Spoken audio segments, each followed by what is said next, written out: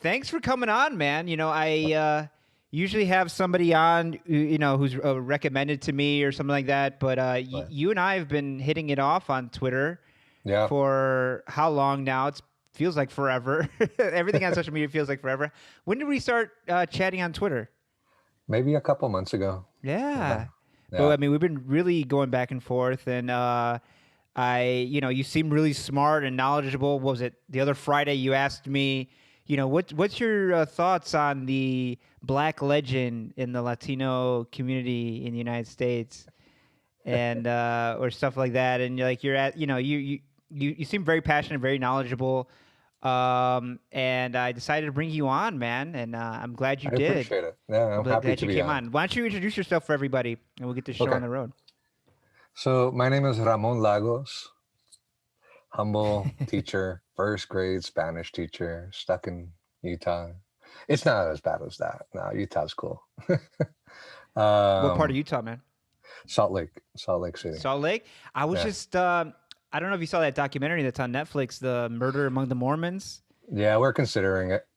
Yeah, it looks pretty. It's pretty good. I mean, I'll watch something for at least an episode, 2 episodes, and then once I get the Right. gist, they have this thing where like they try to get you to watch 6 episodes when they could have just gave you a really good documentary film, right? Yeah. I We were hate that. just, my wife and I, we were just driving around a little while ago, and on NPR, they were interviewing the one of the creators of that documentary. So after listening to him chat a little bit about the behind the scenes and the Mormon community and how well respected a lot of these criminals were, I was a little more interested in it. Yeah, supposedly there were some documents that came out. They had found some documents that you know Joseph Smith didn't meet Moroni or whoever. It was a white salamander who gave him the tablets. And it wasn't Joseph Smith. The wife, there's a letter from the wife saying it wasn't Joseph Smith. It was Joseph Smith's older brother who met Moroni, and people start getting killed. No me jodas, man. You know me, I'm an atheist. So all of I was this just about stuff to to ask if me, you're a Mormon. I mean, so you're an yeah, atheist in Salt Lake City. How yeah. does that fly? It's it's not so bad, and I don't hide it. I mean, it's like most of the majority of my coworkers, whether I was teaching or before when I was in business, they were almost all Mormons, but I never hid it. I was just pretty straight up about it. But I also wasn't a dick, right? Yeah, yeah, yeah. No, you know, when I was younger, I was I did the militant atheist thing where you when I first became an atheist, or when a lot of people first become atheists, especially if you're a Catholic, were you raised Catholic like I yeah. was? Oh yeah, very Catholic. So Very it's a Catholic. violent breakup, right? Yeah. It's not like we weren't Unitarians, you know what I mean? It Right. wasn't No, like no, yeah. kumbaya. It was Catholicism is like you're in it, you're either with us or you're against us, like the old Bush line. I'll always say, even though, and it's been a long time, like it's probably, I stopped being a Catholic probably when I was 17. Yeah. Um, but it like culturally, it never leaves you, right? Right. You never stop being a Catholic culturally. Culturally Catholic, I say, yeah. Yeah. And I'll say this, I've over the years gone a couple times here and there to church. Yeah. My wife still likes to go sometimes. She's agnostic, and Yeah. I'll go with her. And it doesn't feel like one thing about going to being Catholic and going to church is that it's just a process, right? It's just a step by step process. That 1 hour, those 60 minutes, It's you like got going to in a family church. reunion Stand where up you here, haven't sit seen down anybody for a there. long time, but you know how the conversation's gonna go. You know what the vibe is gonna Yeah. be at the place. You know what happens after dinner. You know the Yeah. process already. And some, it's funny is that, the communion, right? You go get your communion wafer, if you've gone and you've confessed your sins or whatever. And I, for a long time, I've had a pretty much, I don't give a fuck about anything, especially anything related to religion. Yeah. And I should just go up and get the wafer, right? Just take it. Fuck them. I'll take the wafer. But I don't, man. I don't. I'll sit there and be one of those. I'm a sinner. I have to take. I'm not gonna go and grab the wafer because there's still, I don't believe in any of that. But there's still. It's so ingrained in you. It's Yeah. so ingrained. Ooh. No, when I was became an atheist about like 14, 15. But then I would keep going up getting a wafer because I was like, fuck that. If everybody's getting a wafer, I want to get a wafer too, man. You know? There you go. So you were being a rebel. That's good. Yeah, but then my grandma caught wind that I was an atheist or that I wasn't a believer, and then she wouldn't let me take the wafer anymore. She's like, no, that's only for believers or whatever. I'm like, oh. Well. I brought my own crackers. I brought some Ritz. My mother still doesn't know. Oh, really? Yeah. I mean, I won't tell her. It's important to her, and who am I? She's earned it. If she she's earned the right to believe in what she wants to believe. Now I've come around to it where I'm still an atheist in that there's no evidence for God, right? There's no scientific evidence for God, reasonable evidence for God. But the more I read, the more that this whole universe thing, I know there's the universe doesn't have to exist. I know that. But that it does exist is, for lack of a better word, miraculous, right? Why are we here? Why is this thing called human beings? Why are we able to, converse conscious to consciousness? Some fucking dude or whatever, asexual being up in the cosmos. And this is the best that he could think up of. And I say he. But if this is the best, he's got some explaining to do. Yeah, I mean, I don't buy the fact that he, that there's a being that would create the expanse of the universe for one tiny insignificant planet in a corner of an insignificant solar system for some, for us. I don't believe that. But but if there is a God, I don't think he gives a shit. So I don't think he has any rules written down or anything like that. Do you read comics at all? I used to. Have you ever read The Preacher? No. You should. It's a show. It was a show on TV on AMC for a little while too. But the comic, and it came out in the 90s, in the mid 90s. Excellent comic series about a guy who's basically collides with like a celestial being, and they merge, and he's a preacher. He's a preacher, and he now has like the word of God, and it's his adventures throughout America. It's fucking great. And it has a lot of that. It's written by an Irish dude, very Catholic guy, with a lot of doubt. We'll say Catholic doubt, like most Catholic people have. Well, doubt is, then they trick you, or not trick you, but that's the pitch, right? That doubt, just because you have doubt, that makes you more Christian, because doubt is a part of Christianity, right? Yeah. Or like how the Mother Teresa said, after 50 years, she never felt the presence of God in her life, at communion or anything. But anyways, I don't know how we got on religion. Well, yeah, you're in Utah, and we're both retired Utah, Catholics. So, to touch back on that, here, I will say this. The Mormons do control everything, right? In a very real sense. This is a theocratic state. Well, they founded Utah as their own country back in the day, right? They did. Deseret, sure did. Right? Yeah, and I suspect that if the apocalypse came, they're pretty much ready to go it alone. Yeah. In the state of Utah. But despite the heavy Mormon presence, you can still be yourself here. You can. I mean, I know I can. I'm pretty open about it. I'm pretty open about who I am and what I don't fucking believe in. No, I got right on the other side of my wall. I got a backyard. On the other side of the wall is a Mormon church. A ward. Yeah, they call them a ward. Yeah. A ward? Yeah. And they party, man. They party hard, man. But they'll have music. They'll have concerts in the parking lot. But they don't play anything real new. They play like the most risque I've heard them play is like Billie Jean by Michael Jackson, right? That's how as sexualized as it gets. How normalized they want to be, because deep down they really are not a normal for a religion. It is very much a pyramid scheme sort of religion. Have you seen the Book of Mormon? I haven't. I should have. Hilarious. It's hilarious. Yeah. I mean, yeah, for anybody who doesn't know, I mean, the rundown is what? 1829, Joseph Smith says he meets an Moroni. Some angel comes to him, says, hey, there's these magic tablets. I'm going to give you only you can read them.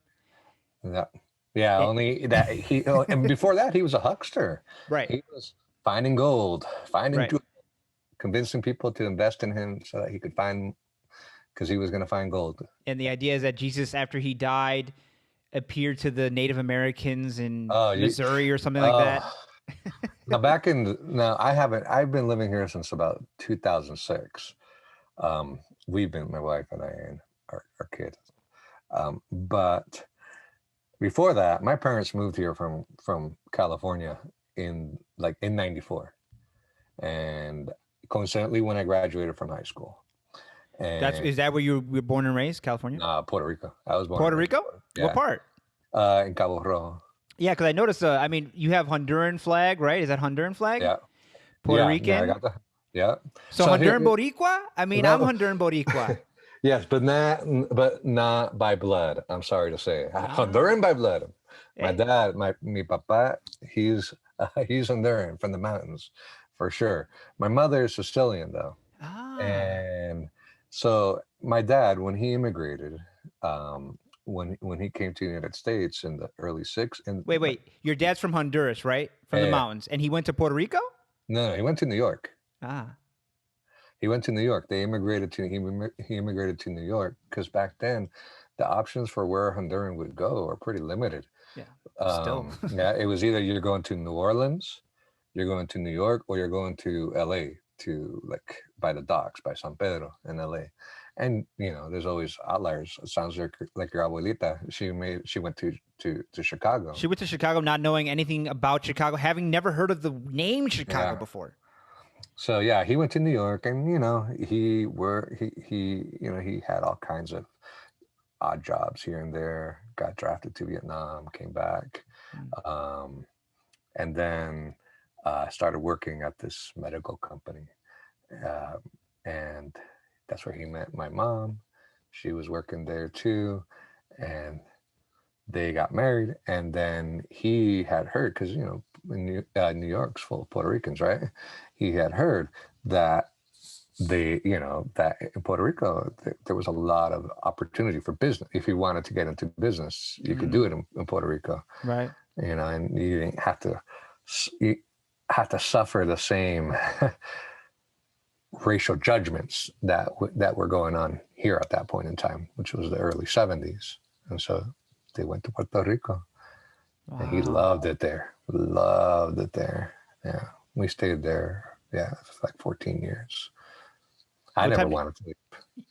So you were, how old were you when you left Puerto Rico? I was about 12. I was about 12. And where'd you guys live? In Cabo Rojo. Wow. It's down in the Betances, yeah, Betances. Yes, right. From Cabo Rojo. Yeah. And yeah, man. I can tell you that's fascinating. Leaving Puerto Rico to me was kind of, it was a bittersweet thing.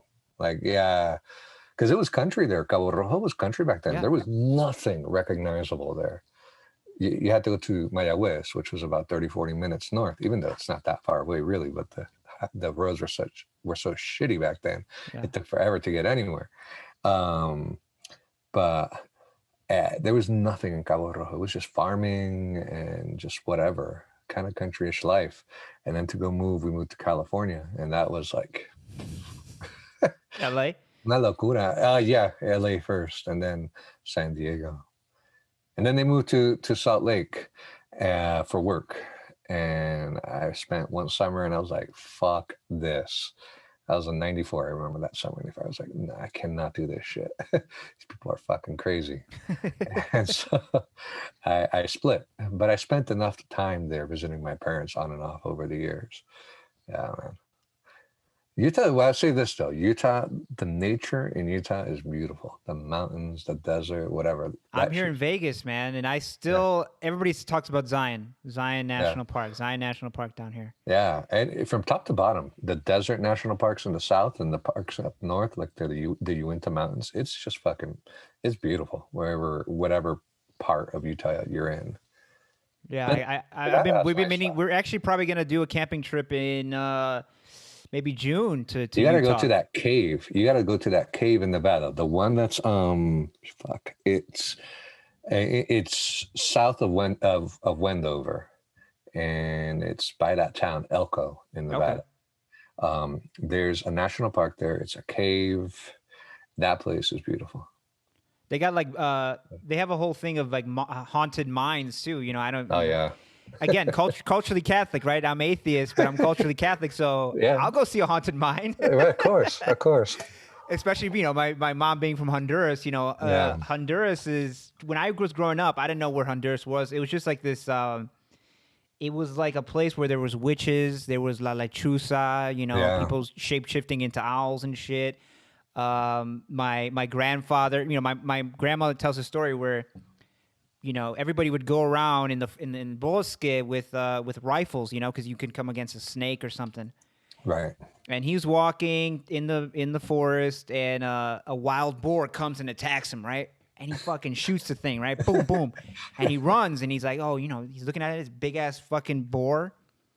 And he's like, oh, he goes back to the town, and he's gonna say, hey, I shot this big ass boar. Come and help me carry it back. So he goes to show him where the boar's at, and it's an old woman. So the story, in Honduras, there's La Lechuza, right? The shape-shifting woman. Yeah. But as I'm an atheist now, but people have to understand, like, when you're a kid, adults tell you that, people you respect, who you see are very successful in their. My grandma had a very successful business, right? She's a smart woman, and she's telling you these stories as if they're fact. So you grew up thinking that witches and ghosts and demons are part of nature. Yeah. No, I mean, and in Puerto Rico, that shit happened everywhere. Oh, the kids, man. The cuco, everybody was afraid of the fucking cuco. And the older ladies would always tell you that cuco was Satan's brother or whatever. Yeah. Come and don't go out at night. He's out there. He's waiting for you to take you to hell. El cuco está por ahí. And you'd see, where it was either maybe a junkie or a drunk, because there was a lot of them that were rolling around the streets and stuff, shuffling around in the streets, and they'd say, ese es el cuco, cuidado, ahí está el cuco, te va a joder, te va a llevar para el infierno. And you believe it? I believed it. I was scared as fuck of those people. Like, you don't know anything about the world, so people are telling you these are facts. You take them as facts, right? Yeah. What do you teach? You're a teacher. What do you teach? Spanish. I teach Spanish. It's a dual immersion school. I mean, I feel lucky. My first 3 years was just teaching English, and now since then I've been teaching Spanish, and I don't know that I ever want to teach anything else again. And the dual immersion, like, I don't know if you've been seeing that. I've had two bilingual educators on who are doing like Spanish for Spanish heritage speakers. Right. One at UIC, one in Arizona. And they go, yeah, teaching half the day in Spanish actually improves your English. Yeah, and I know that as a writer. That because my Spanish is atrocious, but the more I practice my Spanish, the more my written English gets. Right. So is your ability to comprehend Spanish is strong? Oh yeah, for sure. So it's my first language, so I understand it. But when I go to form my own sentences, right, it comes out. But that's just practice, right? That's just a matter of practice. But then you fall into that trap, and we've talked about this before in past episodes, where like, you're insecure about your lack of proficiency, so you don't practice. And it's a self-fulfilling prophecy. I suck at Spanish, so I'm not going to practice, so I'm going to suck at Spanish. I think you should just fucking do it. You're going to get one of two reactions. They're either going to be polite, which most people, that's the overwhelming majority of people, are going to be polite about it and just like, he doesn't know much, he doesn't know shit. Está bien pocho, right? but they'll just smile. Yeah. Or you'll get those dudes that are like, no. Se dice arriba. They'll correct you on the spot, which is honestly not the worst thing in the world either. Yeah. I mean, you just gotta, now that I'm older, I'm 36 now. So like, all those insecurities that come with being a young man, you know who you are, your faults, your strengths, who cares, you just have to put yourself out there and just whatever you lack now, just improve on it from now. Right. Yeah, the dual immersion thing. It's there. There's always, it's always like a tenuous situation. There's always the jeopardy of it falling into helping well-to-do white children be even more equipped to be successful in life. Ooh, I haven't heard that. That's why I brought you No, on, no. man. That's why I brought you on, because you It's say always, shit like that on and I'm Twitter not gonna, too, man. children are children, right? I'm not gonna judge because so Yeah, yeah. It's not the the children. school, It's not the children we're judging. No. yeah, the school I teach at it's in El Barrio. It's in a neighborhood called Rose Park in Salt Lake. It's like the oldest Latino neighborhood in Salt Lake and default Utah. Still heavily Latino. Gentrification is creeping in, and it is. I hate using the word ghetto, but it is. But just to give you, it is a low income neighborhood, full of Latino people, other minorities, African, Polynesians, blue collar, And that's in white every people. city. That's in every city in America, right? Yeah, It has a of place course. where they Yeah. create a terrible environment, and they dump all the people that they don't want in that area. But in this neighborhood, there is this school. In my school, Mary W. Jackson. I'll say it, I'm always worried, man. The Salt Lake City School District, fuck out to say, they do not encourage their teachers to have any position on anything. Wow, man. They don't know how to not say that, right? Yeah. But they don't, and they're sneaky. They're they like being Power. They like being in control of the in curriculum. control, and they don't want, because they've had a lot of, like many districts, right? We're in Right. predominantly white areas. Right. They've had numerous issues with racism, inequity and so forth, right? So this school, Mary W. Jackson School, which before that, for like 100 however many fucking years, was named Andrew Jackson Elementary. So within the past 2 years, the principal that was there got the name changed because she was a sane human being. And she was like, what? Andrew fucking Jackson. That's what we're going to name this school that's overwhelmingly populated by minority kids. So she changed it.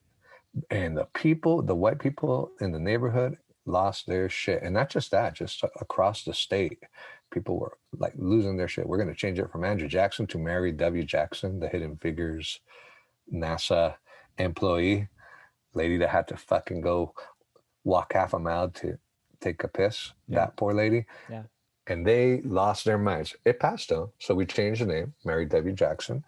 That school, like I said, is predominantly, like I'd say something like 85%. People of color, children of color. Wow. But there are white people that put white kids into school. Some of them are just the poor white kids that are from the neighborhood. But you're talking about intentionally putting their kids in there. Yeah. But then there's a growing number of well-to-do white people that are intentionally putting their kids in there, right? Because they know, if I can have my son or daughter, be fully bilingual in Spanish, by the time, they're 16, the sky's the limit, right? And that's, to me, it's a source of conflict for me, right? Because the children are inevitably pretty sweet kids. I mean, there's some kids that you don't get along with, but, but I see I've never taught at a well-to-do school, at an East Side school. It's always the East Side that's the good side in many cities. Moving on up to the East Side, right? That's right. Yeah, it's like the Jeffersons. I'm always going to teach in schools where there's Black and brown kids, because I want them to know that there's more, man. That there's more. That this shit that all of the white kids like to do, that's not just for those kids, that they are enabled to do that too. No, right? I mean, because I don't know about you, but I grew up thinking like, NASA space camp, that's for white kids. Right. Certain jobs are for white kids. That's for white kids, and Latino kids are, we just ride bikes and play basketball, whatever. Right. We don't aspire to any high jobs. Yeah. Fuck, even something for kids hiking in the fucking mountains here. That's for white free. Kids, right? It's but that's free. It's culturally free. in the mind. That's a white person thing. But like we grew up in the forest too, right? Like just and it's so important that you're saying that you want to be in those schools, because Yeah. More, more than a curriculum. Curriculums don't really affect kids. You know what affects kids more? Individual teachers, Of course right? they do. Because Yeah, you the think back curriculum's on the your curriculum. right. Yeah, A it's book's a static. book, It's static. right? But you look back on your own life, and it's always one or two teachers that Yeah. said maybe one thing to you, right? Made a comment to you like, "Oh, you can do this. Oh, you're really smart. You Yeah. did really good on this." And that person's life takes a different direction. I've told them they don't, they're too little to understand. Although now they're getting, some of them that I've had in the past are getting older. But I told them, I'll be watching you as always, right? I'm always going to be looking out for you guys. If you need some, let me know. Whatever it is, See, I don't care if you're 18 and whatever. If I can help you, I will. Yeah. To be a So mentor, right? To be a mentor, right. not just a teacher, not just a government employee in Well, instruction, right? I mean, you've seen some of my tweets. The idea that you can pull yourself up by your bootstraps in this country is only applicable to white people, right? Yeah. Right. It really is only applicable to that group of people. You have to be really fucking fortunate and lucky, right? That, the stars have to align for you to be a person of color and be able to do the things that white people can do like that in this country. Yeah. No, I mean, So, I know people in hiring positions, right, across different industries, and I see how they go about picking candidates, right? yeah, Usually they want a woman, right? If a male boss usually wants a woman because right, of course. they think they're easier to push around. Right. Two, they're not going to go for a black person or a Latino person because they think they're intimidated or they think that they don't have good work ethic. So, and they're telling me this, not realizing that I'm thinking like, oh, so you would never pick me. Like Right. if you didn't know me, you would never pick me. And I Yeah. realized that those decisions are being made in HR departments across the country, across the world. And I say all this knowing damn well that I benefited, right? Because, you know, we can see genetically which half Right. won aesthetically, right? Because my dad, he's Afro mestizo. I mean, Wow. he rocked that fro. I have it in my classroom, a picture of me with my dad, right? And it's like, you look at us and I'm like, yeah, well, we can see it in your face. You look like your dad. But it's like, and the visual disparity, the physical disparity between my father and I is so, so great. And I know that my light skin has, you know, I know once they hear Ramon Lagos, right? Then it's like, Yeah. oh, okay, he's something else. But He's up to that something. That point, guy's something else. yeah, but yeah, but up to that point, it's opening doors, right? Yeah. But it's hard for, I don't know. I Everybody's got to. just, I mean, even like what I say about privilege is this, right? It's unavoidable. yeah, It's it is unavoidable unavoidable. in It's a society of unavoidable, people, in right? a collection of people. You get 10 people in a group, somebody's gonna have privilege over everybody else. It's what you Yes. do with the privilege, right? It's Yeah, I what you agree. do with the privilege. I And agree you with that. saying like, oh, I'm only gonna be in you know black and brown schools or schools where they need a hand. Oh, That's how you use your privilege for good. I agree. I agree. I think I squandered any privilege that I had. I can't, there's, I should write about that one day. How psychologically disconnected I am from how I look, right? Yeah. My dad was my hero to me. He still is. He's still alive here in Utah. Um, he was, we'll just say he was a hard human being, but I mean, loving and stuff. Right.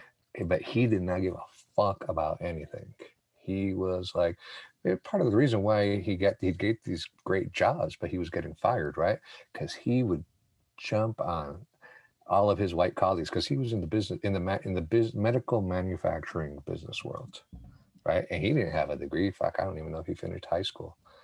Um, but he went to Vietnam when he wasn't, in combat. He was working at the medical supply station, and he learned about medical products that way.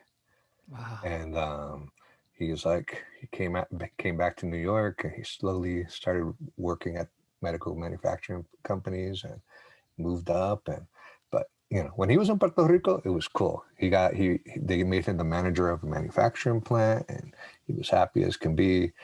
But then we moved to the US, and after that it was just him like every couple of years getting fired. Why? Because he was still himself, a hard ass. Yeah.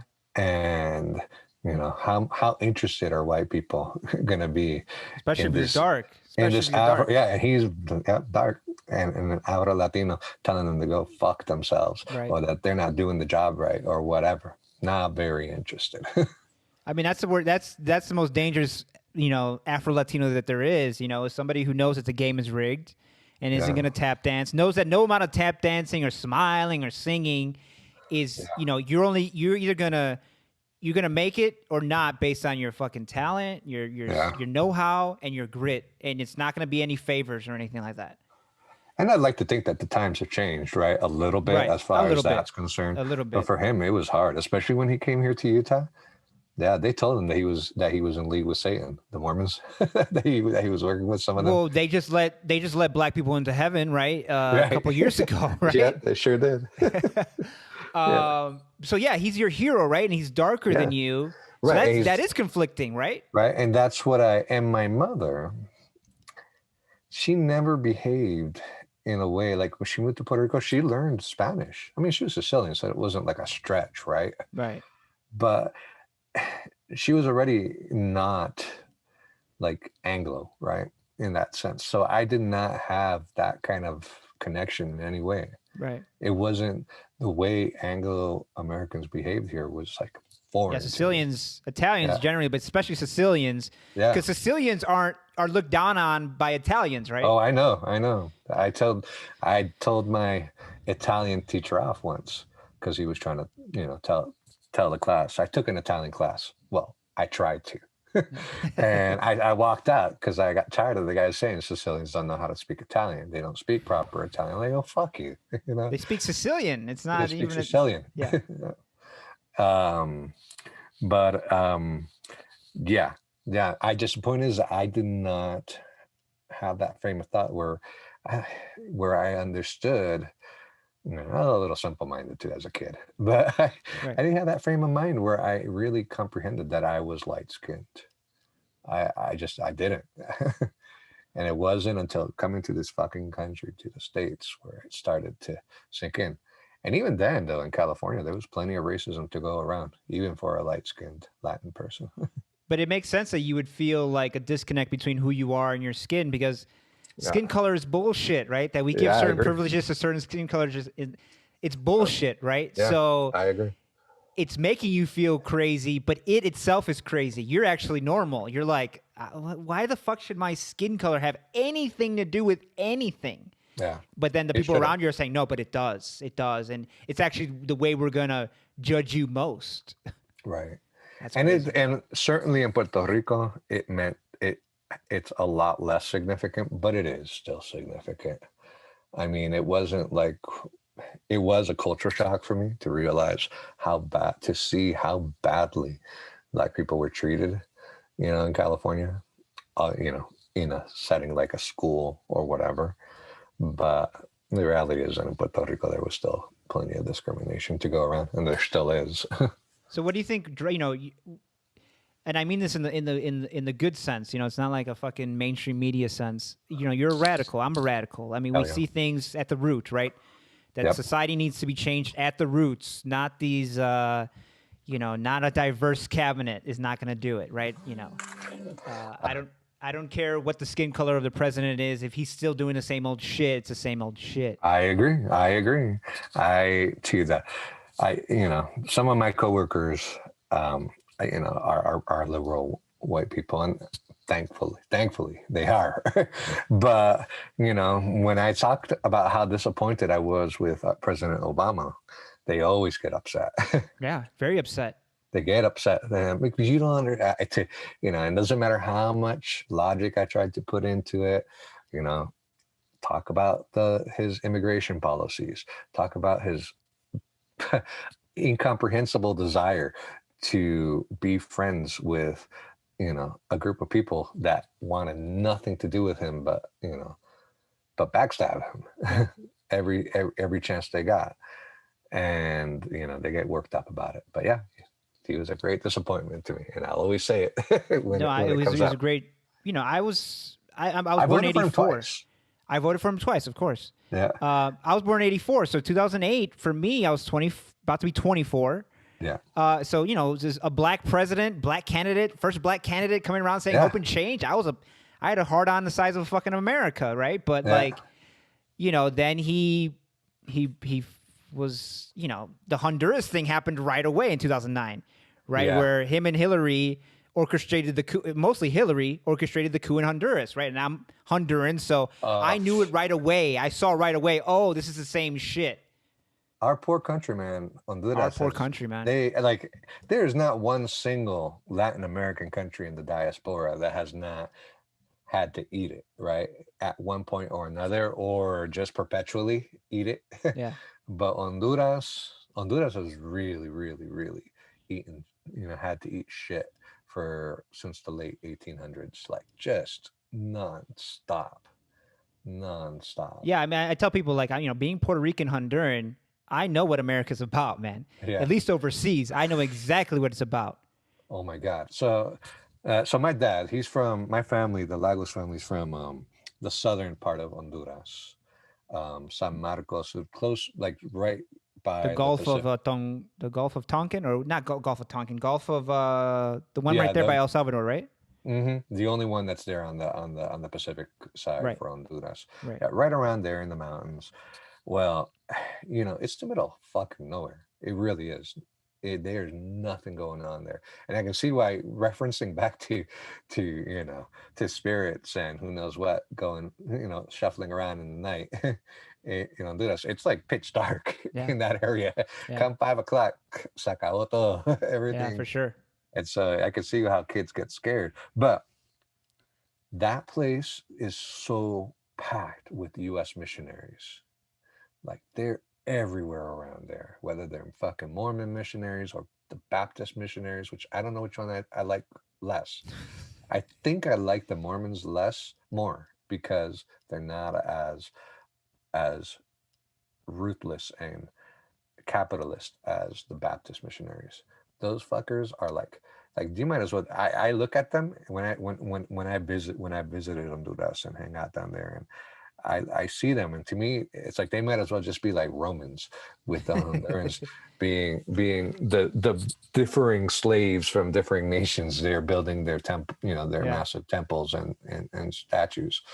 They build these things, man. They build these stadiums there for themselves.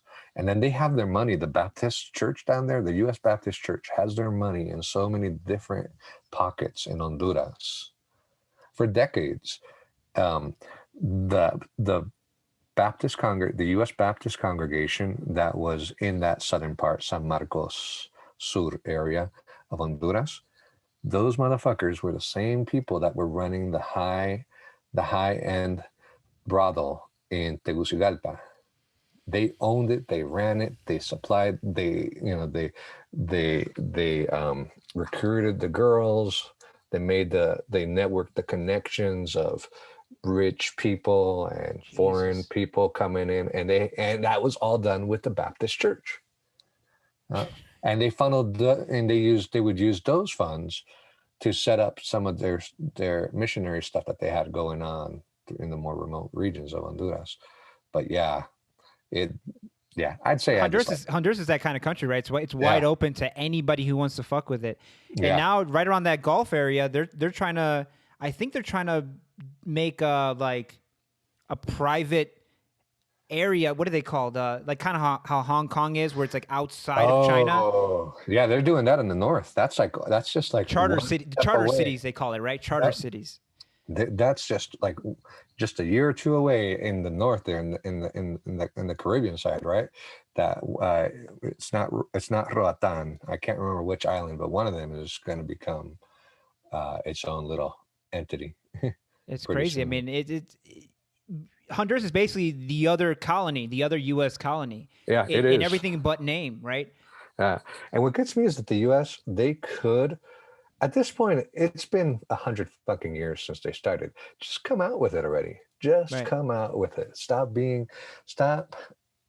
know, this, acting like they, well, us? No, we're our intentions are always pure.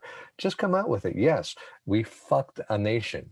There are letters. My dad would show me these letters between executives of the United Fruit Company, um, the the legislative leaders of Honduras, and Congress and senators, talking about how they were going to control northern Honduras, because that's really where you can Where the grow the bananas are, produce. right? Yeah. Yeah, where the bananas and produce in general, um, you know, the white produce, right? That Right. white people like is up there, right? So, they had these plans. They came up with this fucking plan of how to subjugate everybody, create like what they do in Alaska, right? Where they create their own the companies have their own currency, right? United Fruit, right? United Yeah. Fruit would have their own currency, like chits, right? You get paid in chits. Right. You go to our United Fruit Mercado, and there you can get your Basically food. feudalism. Yeah, feudalism, exactly. Yeah. Yeah. Well, they had those things are around to read, They owned the right? telephone lines. They owned the rail Yeah. lines. They had, the United Fruit had its own little private navy, private army. Yeah. And at the same time, the US was building the Pan America, right? Well, it was, it was, it was Canada, the US, Latin America, but really the US was building the Panamericana Highway, right? Right. And, that was coming down at around the same time in the 20th century. And they were doing all kinds of shifty stuff too, as that was being built along each of the countries.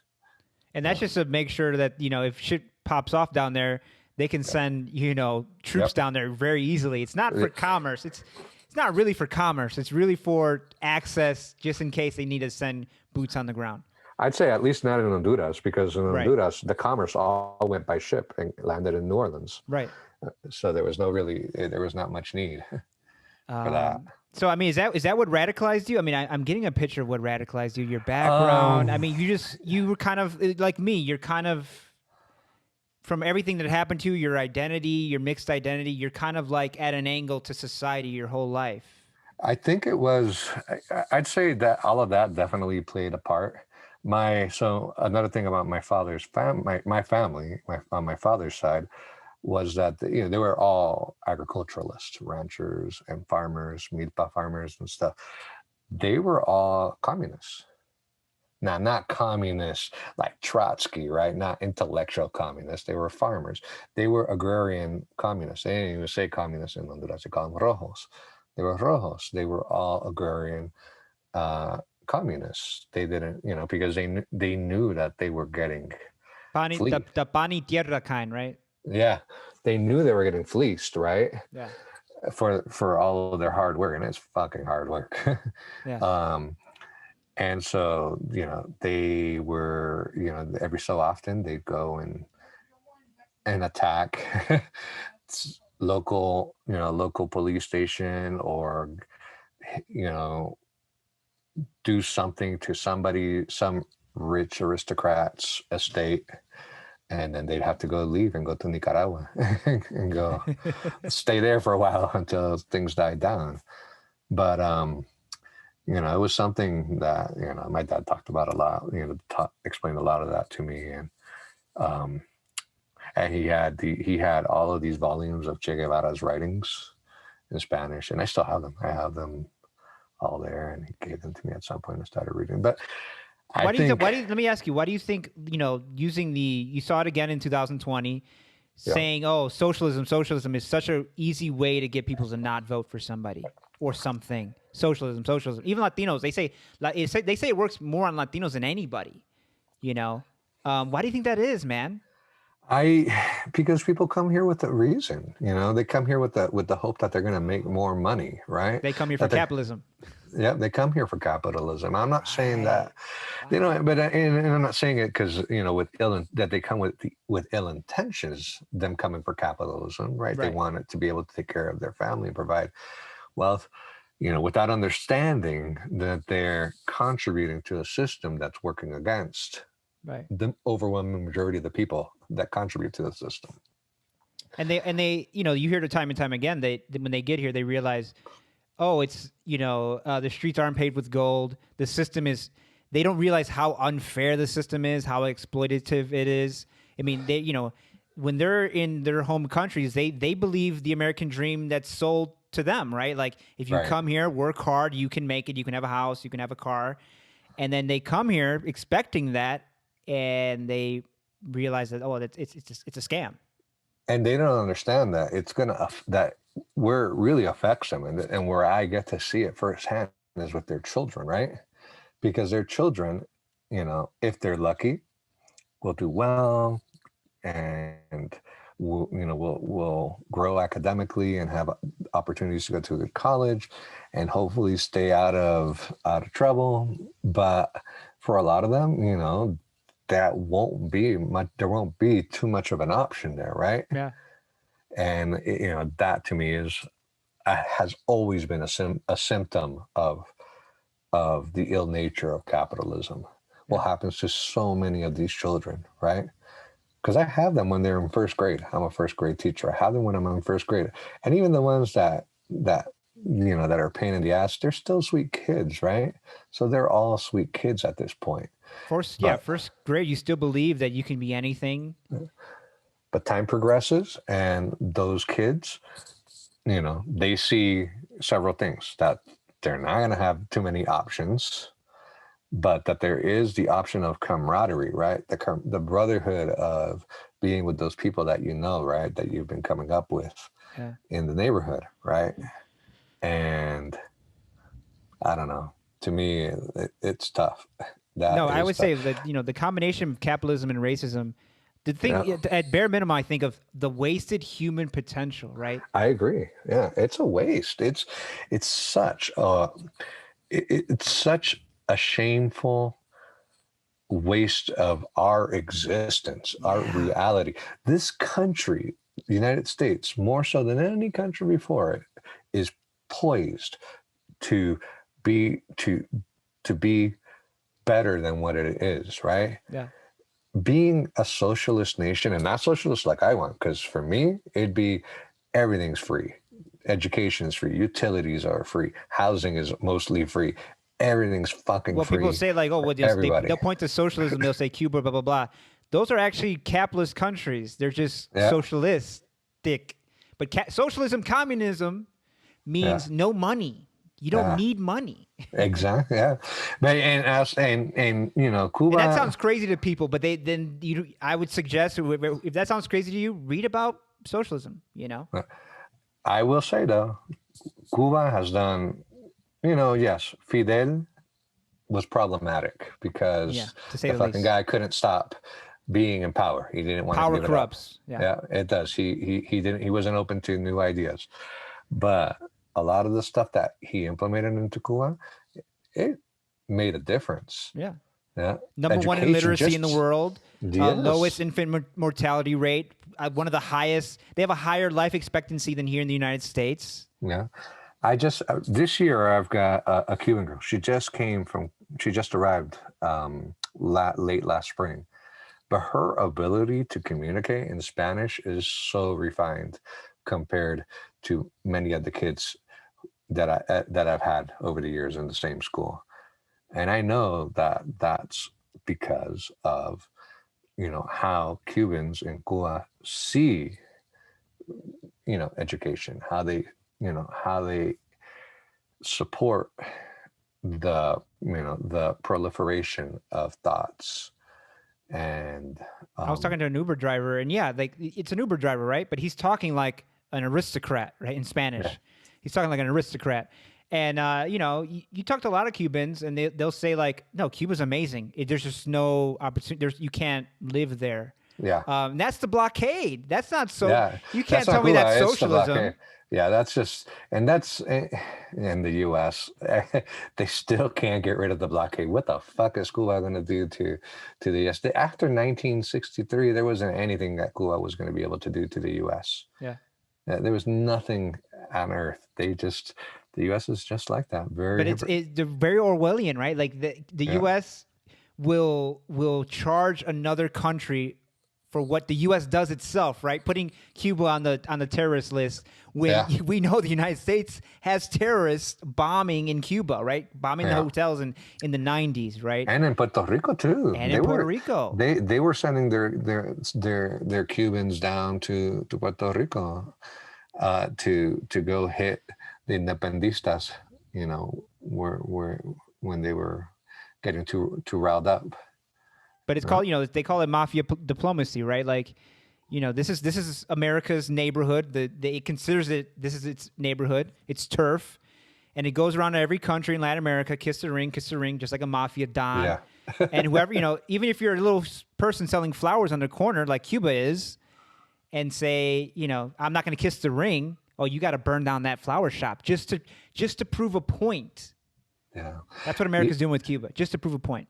The U.S. in many ways reminds me of the Catholic Church when at the early '60s. Like, I don't know if you ever heard, what Vatican II is. Yeah, that was 63, right? 64. Yeah, somewhere around there, 63, 64. I can't remember exactly when, but Vatican II happened because one, the Catholic Church realized there were now a lot more brown Catholics than white Catholics in the world, right?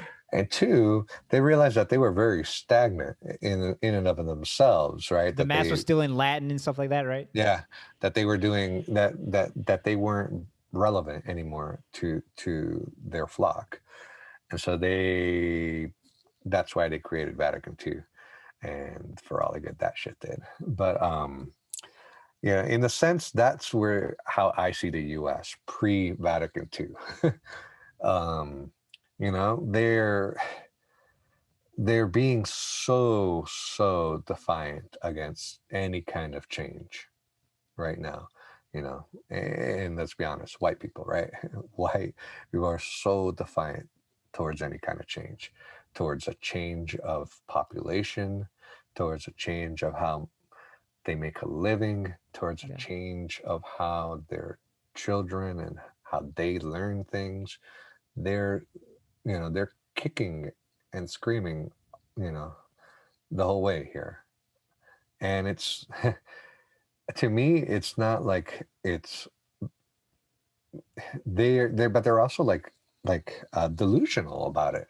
Yeah. Especially when it comes to economics. Like, to think that anyone besides white people is in economic control in the U.S. right now is such a fallacy. Yeah. There's only one group of people in control of everything in the U.S. Right. Just like they've always been in control of everything in the U.S. Right. And that's the white folks. Yeah. And the only people that are making it harder for some white folks are some other white folks. Yeah. That's it. And then that's too complicated for a lot of people, for most people. And that's why I kind of, I got burned out on politics after Trump won. Yeah. And in 2016. And then I got burned out on politics last year, right? When I saw everybody excited for Biden and Harris and like, I'm like, don't you know who Biden is? Like, and Harris too. I was like, I don't care who Harris. I don't care. I mean, yes, I'm glad that she's a multicultural person. That's awesome. Yeah, of course. But she's also a pro-police, lawyer. To me, it just, and her record hasn't been sterling in that regard as the state attorney for. Well, she didn't even win the primary in California, her own state. Yeah. So like her own people, like I'm not from California, and I knew something about her, but trust the people of California, they didn't want her, right? Right. But all of a sudden when Biden picks her, now forget all that. See, the reason why I don't write about politics that much anymore is because people just have an emotional connection, connection to what they believe, and you can't argue it away. I think what they have that emotional connection to is not willing to embrace change, new ideas, a change of self. That's really what it comes down to, at an individual level for these people. That's how I feel about it about them. Collectively, then it becomes about rhetoric, right? Right. No, but in that, but isn't that's our strengths as our strengths as human beings and as a country? I thought that we were dynamic, that we could change, that we could be whatever we wanted to be. You know, France is France, Germany's Germany, England is England, and Yeah. they kind of are tied to their culture, right? This one monoculture. But we're diverse, we're multicultural. We're supposed to be cosmopolitan. That's our strength. I want it to change. I mean, obviously, I fucking want it to change, but I want it. I hope it changes in our lifetime. I really do. It's got I mean, to. it's just like the amount of money that the U.S. as a nation generates. Why is there a fear of subsidizing some stuff? It's not going to change how much money the top 1% is making. They're still going to make a gross and an unbelievable amount of money and generate that much wealth and that power that goes along with that. They're still going to have all that. It's like when you say to somebody, you remind them that the top tax rate in the 50s was 90%. Was America struggling in the 50s? Were there poor CEOs and poor, no, of course not. I'd happily if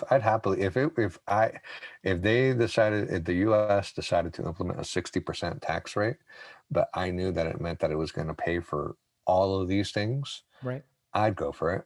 I'd be happy to give up 60% of the miserable amount of money that I make. And I think they bumble shit like that, right? Or they bumble. They when they're put in charge of stuff like that, like education or whatever, they fuck it up so that we lose confidence in their ability, in the government's ability to do things, so that we go, you know what, just give it to the private sector. You know what I mean? Because that's why people don't want high taxes, because they're like, oh, the government can't do shit. But I think the government does that on purpose. Like, we can't do education. Oh, don't trust us. Trust the private sector. It's a fucking great big trick, man. I agree with you, especially with education. I have been fruitlessly trying to convince my coworkers that we need to collectively try to move things along as far as teachers in the union to education being at least partially funded through federal budget. Yeah. Because in Utah, it's almost all funded through the state budget. I mean, you might as well just put, I don't know who, might as well just give the money to Lex Luthor or something, and you might get a more benevolent educational outcome. And I don't understand how people don't, I mean, they do. I was going to say, I don't know how people don't realize that our education system is the most vital issue in any country, but in this country specifically. But they do, right? Rich white people know that education is important because they send their kids to the best schools, and they make sure that the schools that they send their kids to have everything, right? Every kind of new teaching method, whatever. Even in public schools, you can see that. Even in our district, which is now majority children of color, the East Side schools, the Upper East Side schools, wow, those schools, the PTAs in those schools, they get a lot done. They bring a lot of money in, and they do a lot for those individual schools, right? Meanwhile, on the West Side, there's no PTA. Yeah, there's the same thing happened in Chicago. In Chicago, the good side is the North Side, and Mayor Rahm Emanuel, the former mayor, he had a slush fund from, and he'd take tax revenue from all the districts, and then put in a slush fund, right? And he could invest in schools. So where does he invest? Not on the poor, on the black South Side, not on the Latino West Side. He invests on the rich white North Side. Gave $1 million to one school. And it's like, they don't need it. They don't need another wing. Are you crazy? But they're not crazy. That's intentional. They know exactly what they're doing. Yeah, that guy was always suspect. That's the greatest story in America in history, because he thought, I'll be mayor for 4 years, and everybody will love me. And because he didn't want to be mayor of Chicago, he wanted to be president of the United States. Right. And he saw the mayorship as a stepping stone. And now he's, his name is Mud, Good. But anyways, man, thanks for coming on, man. It was a good chat, bro. Yeah. Let everybody know where they can reach you on Twitter and however you want people to reach you. I don't know if you're in a bunker or something. I'm not in a bunker, but hey, real quick, in Vegas, there's a Puerto Rican restaurant. I forgot the name of it. I don't know if you've. There's one called Sabor something. There's not a lot. It's got to be that one, Sabor. Yeah, I'm sure it is. My cousin Omaira, she lives out there, and she's been telling me about it, and I love it because it's the only one out here, you know. yeah. But Oh, yeah. I'm from Humboldt Park, you know, in Chicago. So you know, I miss La Bomba. I miss all the places I used to go to in Paseo Boricua. But you know, I just miss tostones, right? I miss you know, I miss lechon. I miss arroz con gandules. You know, I miss. Right, of course. Oh man! But anyways, there's food out here in Vegas. People, you know, say there is food, but you have to go looking for it, and you got to spend a lot of money on it. Yeah, you have to. It's never cheap. Yeah. There's a Puerto Rican joint here. There's just one. Yeah, it's called Papito Mo's. Dude's from Philly, but yeah, it's expensive. It is not. And in Chicago, like there's a Puerto Rican restaurant on every corner, and you can buy for $5. You can eat the best Puerto Rican food you've ever eaten, right? And that's what I miss. And I heard that there's a Honduran restaurant too in Vegas. Yeah, I go there. We go there every weekend, man. It's called Rincón Catracho. And we get the desayuno centroamericano. It comes with, and all this is Honduran, right? So when I say frijoles hondureños, right? Plátano maduro, right. Queso fresco, pero queso hondureño, mantequilla, and en huevo. That sounds right, man. Oh my God! So when I would go, I'd spend weeks out there in the mountains with my tia abuela on her ranch, and we it was. Life was routine, that's for sure. Like 4:30 in the morning, everybody fucking woke up because all the animals start fucking making noise, man. Fucking it's time for everybody to wake up. So we'd all wake up at 4:30 in the morning, whatever, make sure the animals aren't going crazy and shit. And then breakfast. And the breakfast did not deviate in any way. And there it was huevo frito, plátano maduro, queso, and frijoles, and that was it. and a little cup of thick black coffee, and that black coffee, man, and that black coffee. And then there was like a late lunch because most people didn't have dinner. There was a late lunch, whatever, dinner, and that wasn't much of a difference too. It was still queso, plátano maduro, frijoles hondureño, and like some piece of meat, like fried Central American style fried chicken or something. It was almost always Central American. Or chorizo hondureño, right? Which is there's that too. Yeah. In my grandma's house to this day, I mean, well, back in the day at least, she always had a pan of beans on the stove at all times. So if you were hungry, she just turned on the stove, whip up some beans, whip up a quesadilla, right? Yeah, I'm a huge fan of fried chicken. I've always loved fried chicken. Yeah. But as a Puerto Rican, I'm a fan of fried anything, right? I agree. But the Central American way of doing fried chicken is like my favorite. It is so good. And it's nothing fancy. It's just on a pan, right? Yeah. But they throw it on. But man, that's what I always miss there's a Honduran place here too. It's also called Catarachos. I think that's what they'll always go with. Yeah. But yeah, anybody who wants to try out Honduran food, man, try it out. Every time, I always try to take people who aren't catracho, even Mexicans, right? Because you take a Mexican and they're like, "Oh, what the fuck's this? It's not Mexican food," you know. Yeah, now taking their eyes get big, you know. What's up? My wife, I still can't convince her that nacatamales are any good. No, my wife will always prefer chilaquiles over anything. She thinks Puerto Rican. She's like, "You guys don't even use salsa. Your food is all dry." You know, she doesn't like everything's fried. You know. Like, you know, I go to make, this is a Honduran side. I go to make a quesadilla. She makes quesadillas on a comal, no oil, no nothing. Oh, wow. And I put a little oil in a pan and I put the quesadilla in there. And she's like, why? You guys fry everything. I'm like, tastes better, man. Especially with café. A fried quesadilla con café, con leche. Oof. Yeah, it does. But anyways, man, thank you for coming on. Let people know where they can stalk you. Yeah, we'll do. Yep. No, let them know right now. Oh no, shit! You already. I don't know what the fuck am I supposed to say. I What is it? am Lengua? on Twitter. Yeah, lengua dulce. Like, see, I hope that the Salt Lake City School District is as stupid as I fucking think they are. Yeah. Because that's why I use that instead of Ramón Lagos at. Because Well, I won't tag him or anything, so they're not it gonna doesn't find matter. you. Who cares? Yeah. Fuck those people. No, but I have friends. You know, a friend of mine named Raul from back where I'm from. He's an educator, and I can only use his first name. I couldn't tell what school he was at because, like, if you're Latino working for a school system, you know, your head's constantly on the chopping block, right? Yeah.